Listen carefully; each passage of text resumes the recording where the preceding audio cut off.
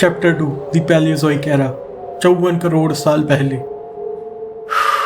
काइनोबैक्टीरिया की अरबों सालों की मेहनत इस युग में दिखाई देना शुरू हो जाती है, क्योंकि इस युग में शुरू हो जाता है द कैम्ब्रियन एक्सप्लोजन, जहाँ तरह तरह की कॉम्प्लेक्स एनिमल लाइफ फॉर्म जन्म लेना शुरू करती हैं। यूं कहूं सिंपल और सिंगुलर सेल लाइफ फॉर्म से इन्वॉल्व होना शुरू हो जाती हैं। जो लाइफ फॉर्म कैम्ब्रियन एरा से पहले माइक्रोस्कोपिक लेवल पर थी, अब वो धीरे धीरे hard shell, exoskeletons, complex body structures और आंखों जैसी चीजें डेवलप कर रही थी, जिसके चलते पहला शिकारी जीव इन्वॉल्व होता है, जिसका नाम था एनोमालोकैरिस। ये एक 3 फीट लंबा आर्थ्रोपोड था, जिसने लगभग 20 करोड़ सालों तक अकेले समुद्रों पर राज किया। मगर जैसे जैसे समय बीता और समुद्रों में और जीव विकसित हुए, उनमें से एक जीव फिर बाहर उभर कर आया जो दूसरों से बेहतर और ज्यादा शक्तिशाली था। और इस बार वो जीव था डंकलियोस्टियस। और जो चीज इसे बाकी जीवों से अलग बनाती थी वो था इसका हड्डियों से बना मोटा कवच। मगर इसी समय एम्फीबियंस यानी कि वो जीव जो पानी और समुद्र दोनों पर जीवित रह सकते हैं, वो कोशिश कर रहे थे पानी से निकल जमीन पर जीवन शुरू करने की। मगर उनकी कोशिश नाकाम रहती है, क्योंकि उनके अंडों को फिलहाल पानी की जरूरत थी। मगर कुछ और करोड़ों सालों की एवोल्यूशन के बाद एम्फीबियंस कामयाब होते हैं और इवॉल्व हो जाते हैं रेप्टाइल्स में। और आखिरकार अब जमीन पर भी जीवन पनपना शुरू हो चुका था, जो स्टेज सेट कर देता है इतिहास के आने वाले सबसे खूंखार प्रीडेटर्स के लिए।